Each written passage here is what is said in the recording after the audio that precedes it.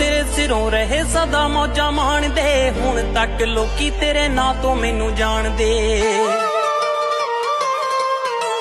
ਬਾਪੂ ਤੇਰੇ ਸਿਰੋਂ ਰਹੇ ਸਦਾ ਮੌਜਾਂ ਮਾਣਦੇ, ਹੁਣ ਤੱਕ ਲੋਕੀ ਤੇਰੇ ਨਾਂ ਤੋਂ ਮੈਨੂੰ।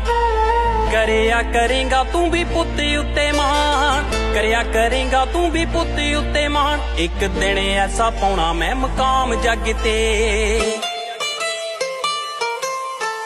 ਮੇਰੇ ਨਾਂ ਤੋਂ ਬਾਪੂ ਤੈਨੂੰ ਜਾਣਨਗੇ ਸਾਰੇ, ਤੇਰੇ ਪੁੱਤ ਨੇ ਬਣਾਉਣਾ ਇੰਨਾ ਨਾਮ ਜੱਗ ਤੇ।